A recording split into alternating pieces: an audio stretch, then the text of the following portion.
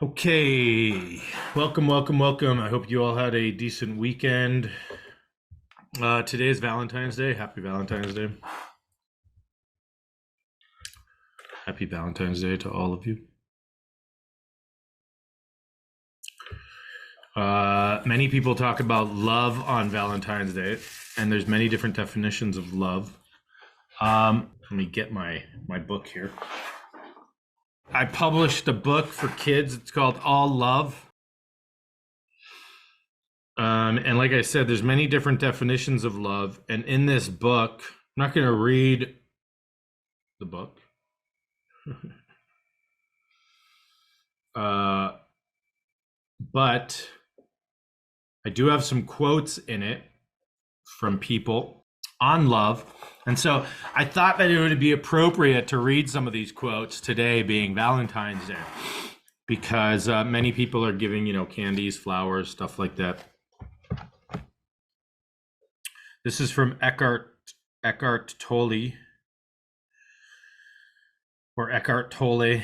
True communication is communion, the realization of oneness, which is love. Wow. True communication is communion, the realization of oneness, which is love. That's a good one. Corinthians, 1 Corinthians 13, love never ends.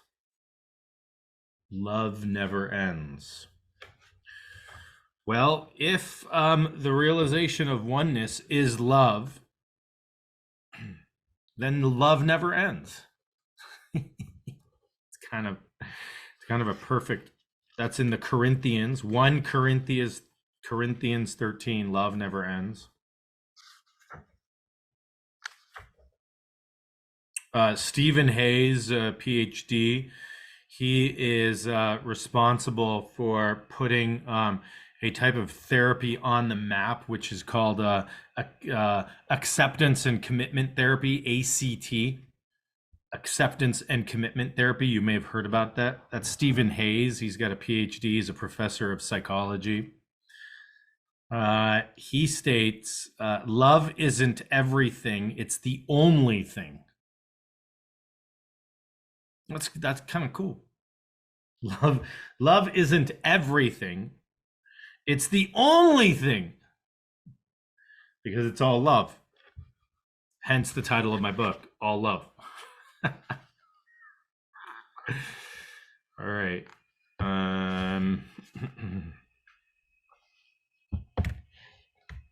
Rupert Spira, he is a teacher in some non-dual psychology. Consciousness is love. Consciousness is love. Consciousness is love.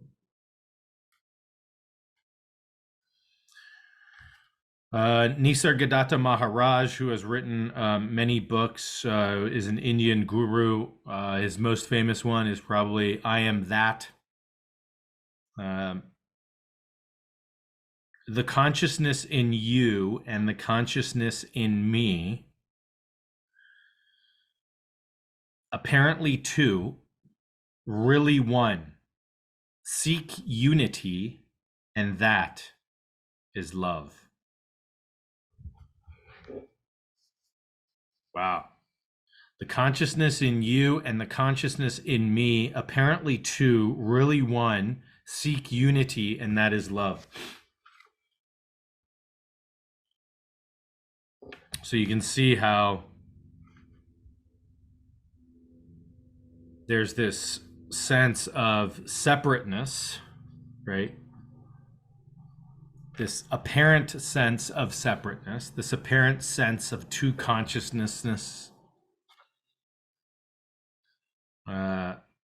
really the same thing. When there is that realization, that true communion, that true communication, that is love.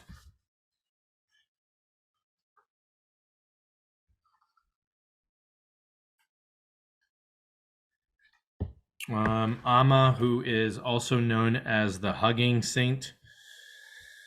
The gulf between I and you is the ego. When the ego is removed, the distance disappears, and the I and you also disappear. They merge to become one, and that is love.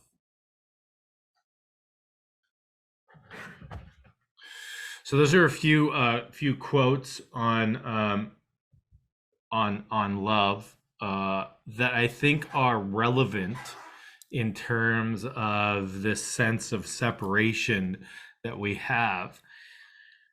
And if you've ever had like a spiritual experience, a Kundalini experience of some sort that seemed to be unifying, that seemed to have a sense of oneness, many people describe this quality that arises from it, which the best language that we have to describe it would be the sense of this sensation of love, of oneness, of unification, of lack of separation, of recognizing our similarity, recognizing our sameness, recognizing and feeling the no separateness would be love, would be love, would be love.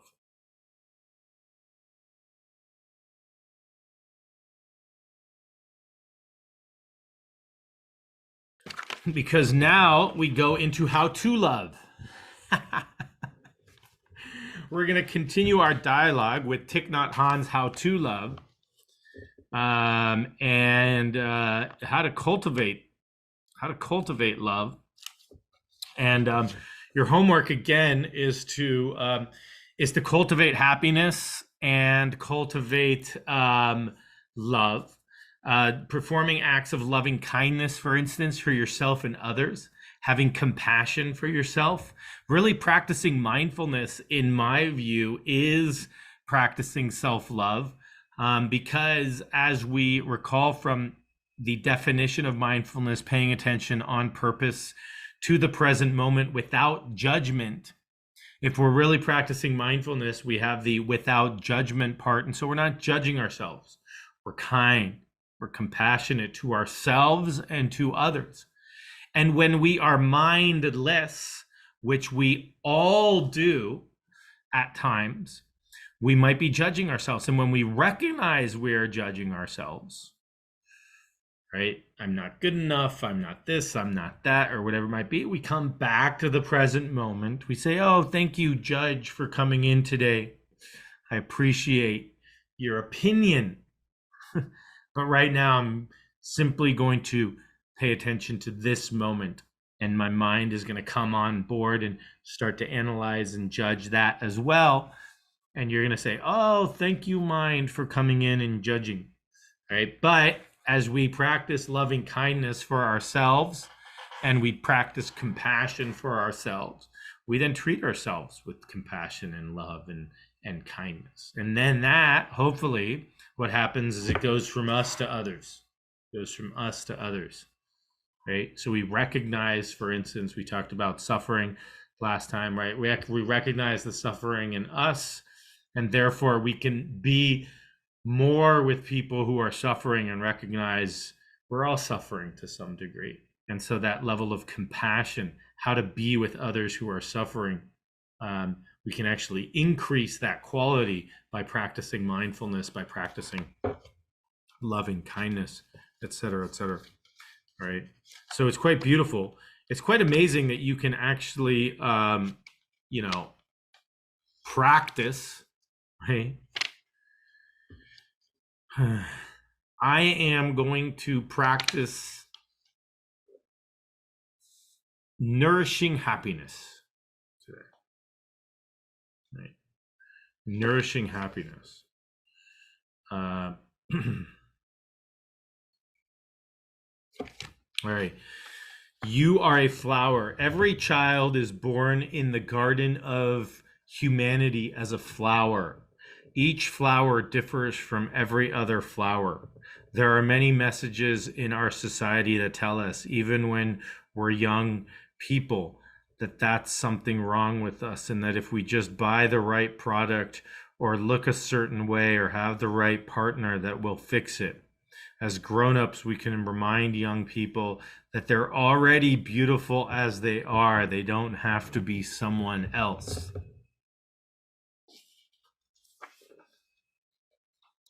Watering the flower in a friend. One day I was giving a talk at our practice center in France. Two of the people in attendance were a couple from Bordeaux who visit our center on occasion.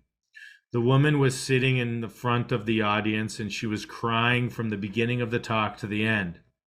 After a talk, I went to her husband and told him, "Dear friend, your flower needs some water." He understood right away. After lunch, they drove home through the countryside and he spent that hour and a half letting her know all the things he appreciated about her. When they arrived home, their children were surprised to see their mother and father so joyful. Transformation can happen very quickly.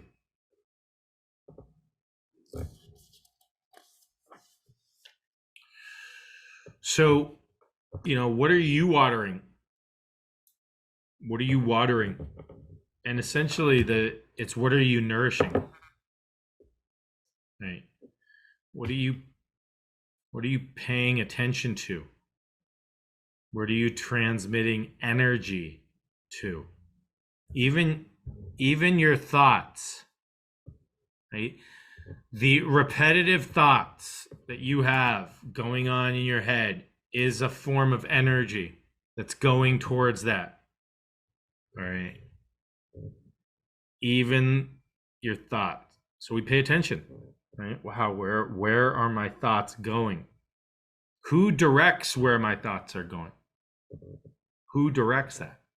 Right? Who directs the amount of attention that I pay to something? Okay. That's actually you. You, not me.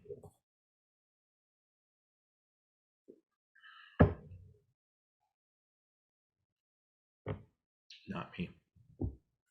Right? So what are you nourishing? What are you watering? Wake up in the morning. Did you love my wake up in the morning? Wake up in the morning and ask yourself, what am I going to water today? What am I going to water today? Because if you're watering, if you're choosing to water hatred, that's what you're watering. If you're watering fear, that's what you're watering. If you're watering anxiety, that's what you're watering. And it's really about shifting our energy, focus, and attention. Now, is this going to happen immediately? No, of course not. That's why we start off with loving kindness, compassion, and non-judgmental, right? Because we know it's not going to happen. But each moment that we catch ourselves, that's actually a beautiful, I call it the beautiful moment of mindfulness, right? Oh, yeah, wow. I thought that there's a recurring theme in my thinking pattern here. I'm always going down this negative path. The what if the horror happens, right? What if the horror happens? I constantly keep going. Interesting, right? Interesting. I mean, so I'm aware of that. Right? We've done this in the past as well, right? Or mentioned it at least, of writing down, your top 10 list. You know how they have the Billboard top 100 songs? Well, you write down your top 10 list, right? The top 10 thoughts that occur in your head over and over and over and over again. What's the number one played song in your head? Not musical song, but the song of your own narrative. If you were to title the song of your own narrative, what would it be?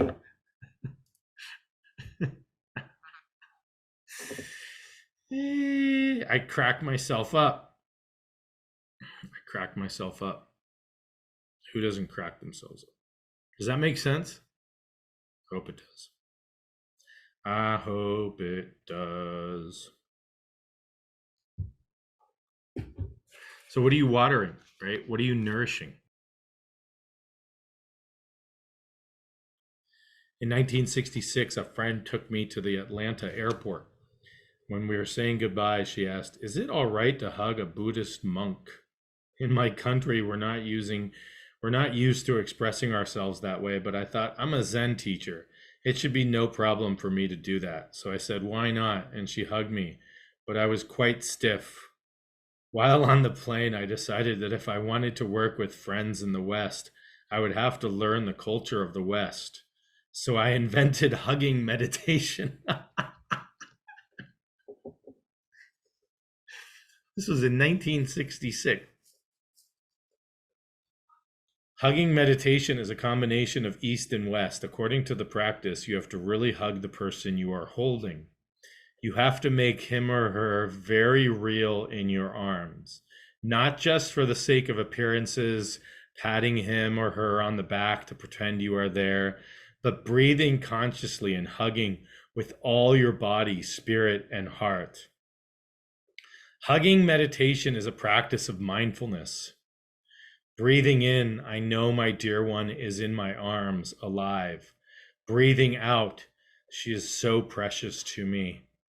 If you breathe deeply like that, holding the person you love, the energy of your care and appreciation will penetrate into that person, and she will be nourished and bloom like a flower.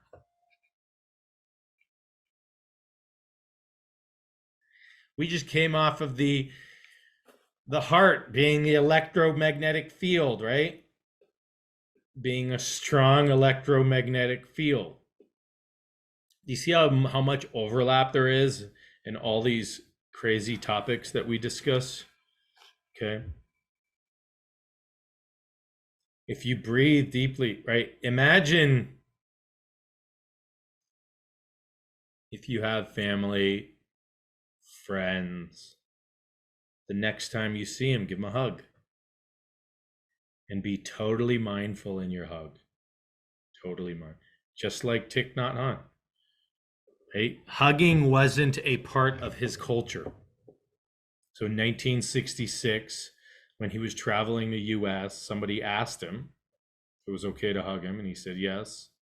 Why not? And he was stiff. But he said, if I'm going to teach in the West, I need to learn how to hug, because maybe we hug more here, right? So what did he do? He invented hugging meditation. Really hug the person you're holding. If you breathe deeply like that, holding the person you love, breathing, saying, I know my dear one is in my arms, alive, breathing out, she is so precious to me. Bringing that consciously, right? Imagine, right, the coherence that we talked about with the heart and the electromagnetic field of the heart, right? Now, here's the thing, right? Here you are already breathing. Now you're breathing, your heart has a certain pulsation. It's got a certain electromagnetic field that it's emanating into the world. And now you bring in the hug, right? So it's two people coming together with two electromagnetic fields coming and interacting. And you, because you're a practitioner of the mindfulness group, you do a conscious hug. Holding this person in your arms that you know is alive. This person is so precious to me, as you're consciously holding this person and being mindful of the hug. Imagine the coherence shift that occurs in the heart, in the electromagnetic field of the heart that penetrates 3 feet away from the body. That is definitely going through the other person's body. No question about that. If you breathe deeply like that, holding the person you love, the energy of your care and appreciation will penetrate into the person, and they will be nourished and bloom like a flower. Nourished and bloom like a flower. All right. That's from their experience of the hugging meditation, before knowing that the electromagnetic field of the heart could penetrate 3 feet away. Right? It's quite beautiful. It's quite beautiful at this practice. It's like, wow, that this practice, right? Conscious hug. You're actually emitting an electromagnetic field through your heart. You are consciously, mindfully feeling the hug, mindfully breathing, mindfully having what? An emotion, a thought of appreciation, of beauty, of connection with this other person, right? And everything that we talked about in terms of the heart, right? Now it's coming together. So here you are holding yourself, breathing, hugging, and having this appreciation for the person you're hugging. You're such a precious little soul. And that electromagnetic field shifts, right? Because you're breathing and you're having this appreciation and you're bringing coherence to your own system, which is then able to transmit from your system to somebody else's system in the hug. Okay, so I'm going to start writing these down. I need a scribe. Homework. All homework assignments that I have assigned. 2023 has been a year of homework, has it not? I've given more homework this year than I've ever given anything. Right? The list of reminders, right? How am I going to nourish my happiness? What am I going to choose to water today? These are questions for yourself. How am I going to nourish my happiness? What am I going to choose to water today? And do the hugging meditation at least once a day. Hug somebody consciously, mindfully, at least once a day.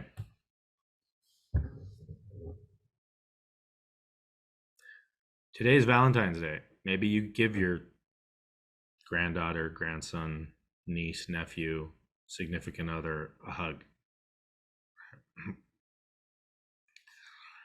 Right?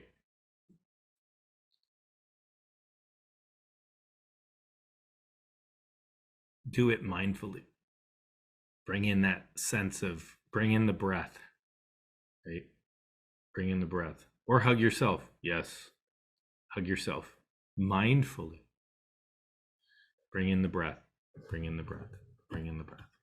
Right?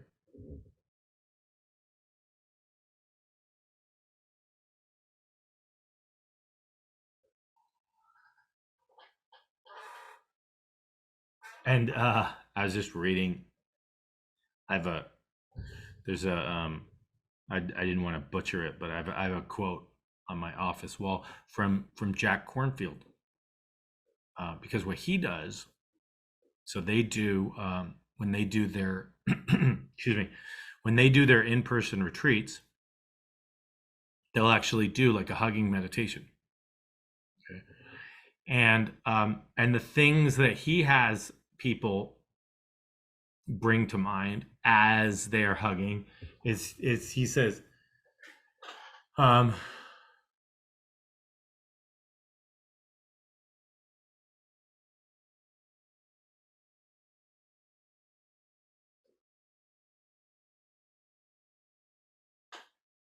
going to die, you're going to die. And right now, all we have is just this moment.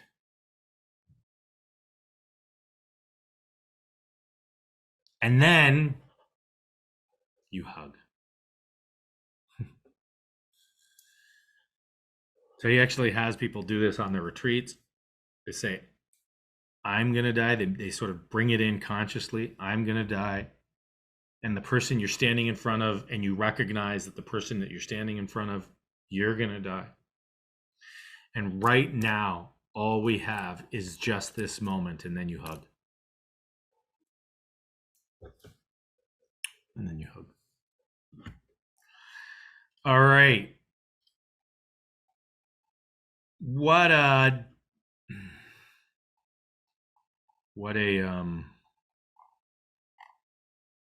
what a Valentine's Day, huh? What a Valentine's Day.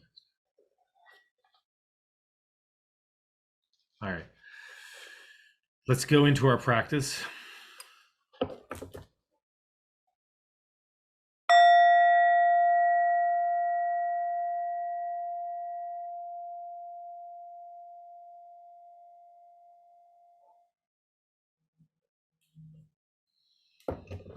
Okay, let's find a comfortable posture.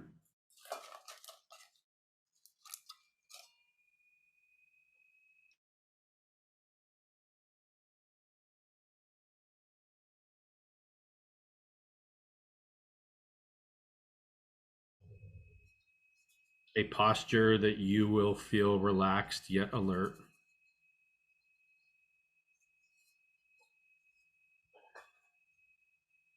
Closing your eyes if you feel comfortable closing your eyes. If not, having a soft downward gaze.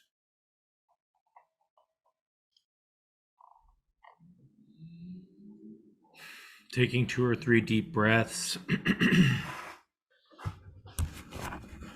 And with each exhale, allowing your body to be supported by whatever surface it's on.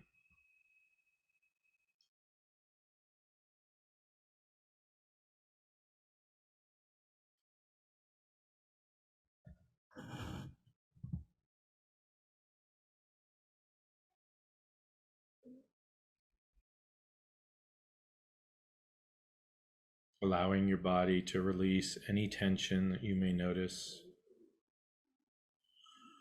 Relaxing your shoulders, your neck, your face, your jaw, your scalp.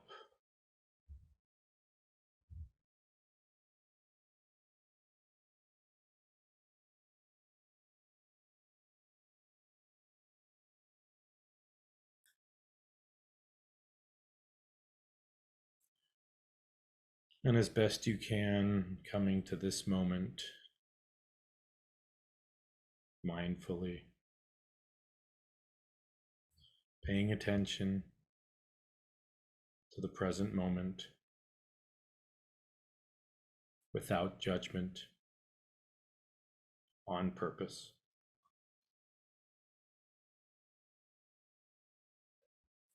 Paying attention to this moment without judgment, on purpose.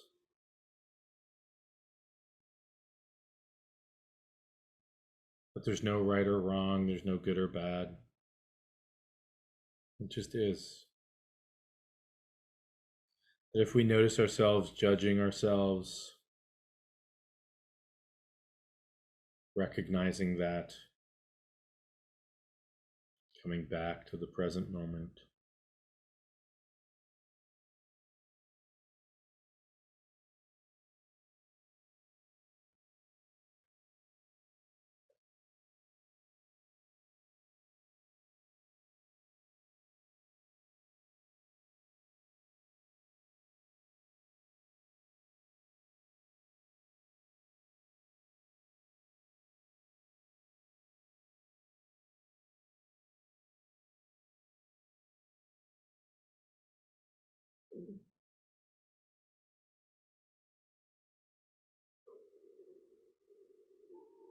And if it helps, finding an anchor to direct your attention to. A place you can direct your attention, such as your breath, your feet on the floor, a felt sense, a mantra, a sound, or simply pure awareness. And as your mind wanders, coming back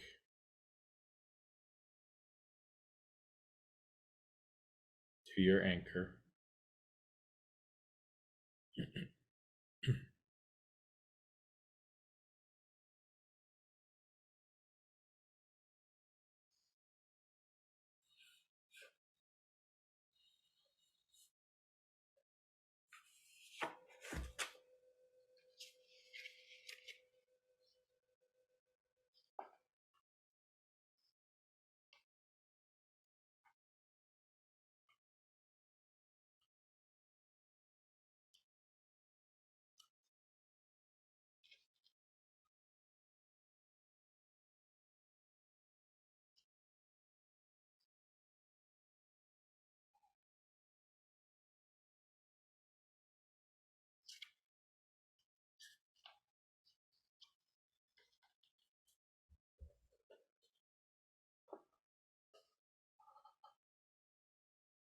Bringing to mind in your mind's eye someone or something that you have a lot of appreciation for.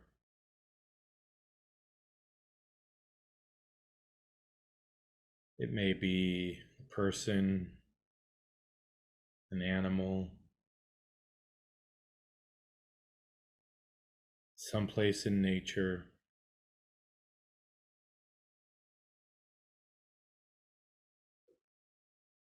And imagining that in your mind's eye.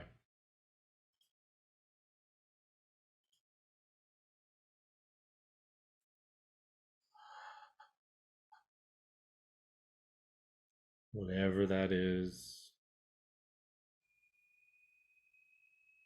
And sending that person or animal or place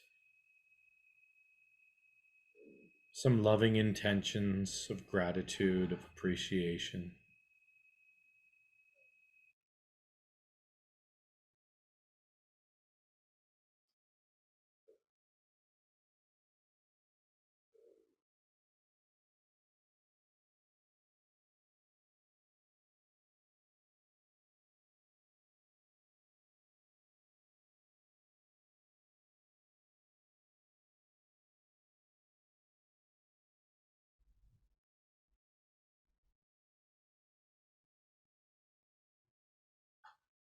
And then bringing to mind someone else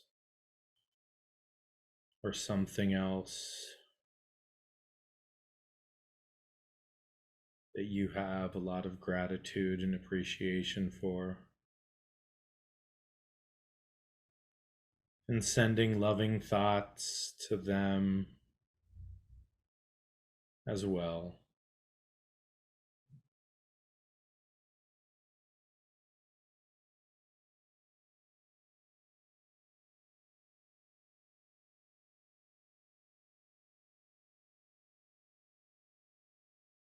And now imagining that whatever you sent that love and appreciation and gratitude to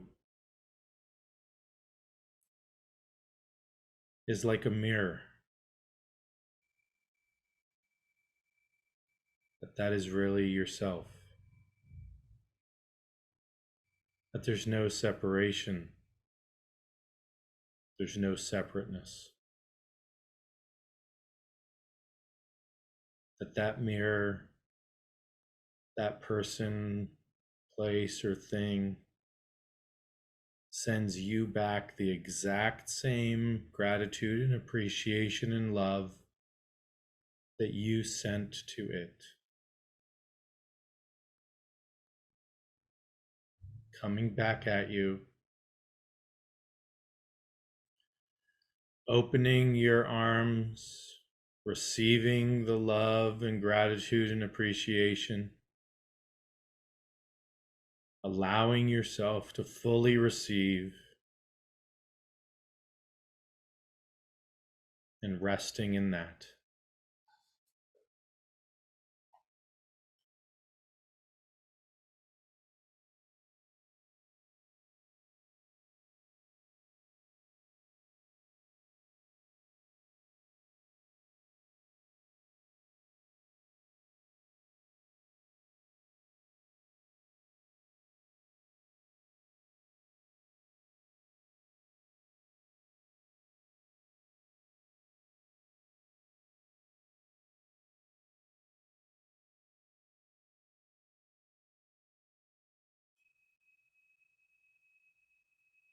And recognizing that, in fact, when you are sending love and appreciation out into the world, we're all one. There's no separation. But that is like sending it to yourself. Being able to receive it and allowing that natural flow of energy to continue.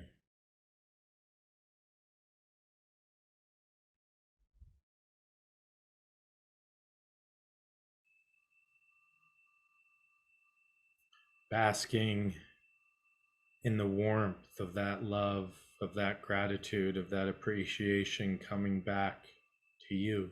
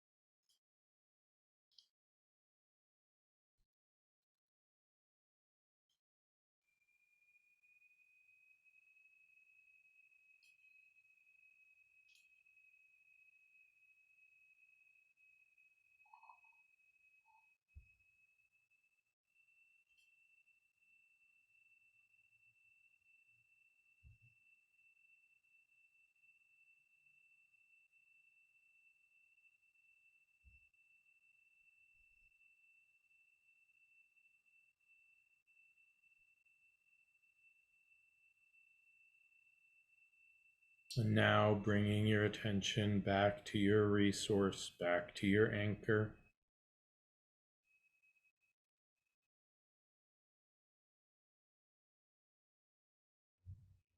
And as we bring this meditation to a close,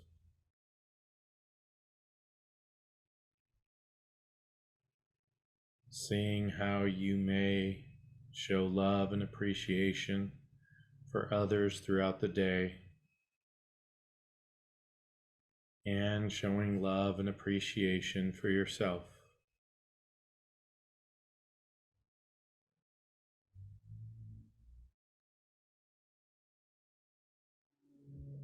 Taking 2 or 3 deep breaths.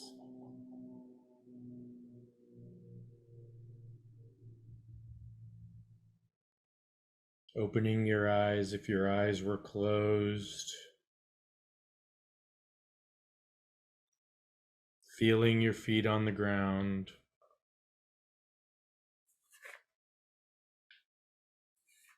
Stretching if you feel like you need to stretch. And just reflecting on your practice today.